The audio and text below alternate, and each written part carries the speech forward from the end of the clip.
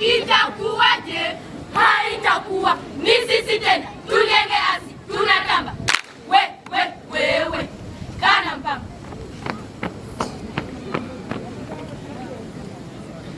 Sisi ni wana Simba, nasi ni wana chui. Sisi ni wana Simba, nasi ni wana chui. Hatimaye nasi ni wana mama, wanajeshi wa majini. Tazama kizazi kipya, kizazi cha Gen Z.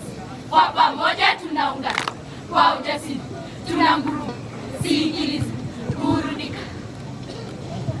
Tazama kizazi kipya, kizazi cha Gen Z, kizazi cha ndoto na jozi zisizokoma.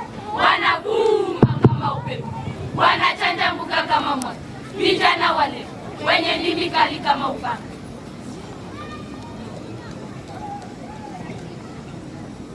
Simameni na mshangilie enyi walimwengu, kizazi kinachobeba mzigo wa dunia mabega. Kwa vidole wanaandika dunia mpya isiyoeleweka. Sisi ni kizazi cha mabadiliko, kizazi cha simu, mtandao na picha. Lakini je, tunajua mizizi yetu? Je, tunaheshimu walio mbele yetu? Tunapovinjari TikTok tunasahau mila, tunapopiga selfie tunapoteza utu. Au ni ulimwengu unatuonea? Kila kizazi kina njia yake, sivyo? Hapana, sisi hatutasahau. Tunabeba urithi wa mababu zetu, lakini tunaweka alama yetu kwenyewe, kwa mdundo wa rap, kwa mdundo wa hip hop, kwa mshairi na ngoma za kisasa. Tazama macho yetu yanatema, tazama mawazo yetu yanatewa. Sisi si wavivu, bali wabunifu. Sisi si wanyonge, bali mashujaa. Kizazi cha Gen Z, kizazi cha mwanga. Tumejifunza kupigana na kupenda, kupata sauti kwa walionyamaza, kuheshimu dunia na kujenga upya.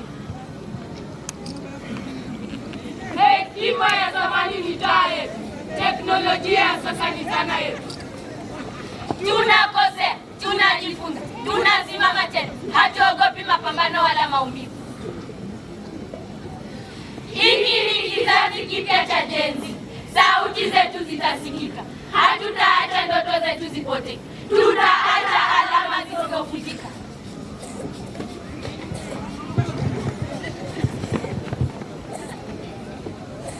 Jukumu letu tendeti, kuifanya kazi muti. Mambo yetu bayana, kuyaweka waziwazi.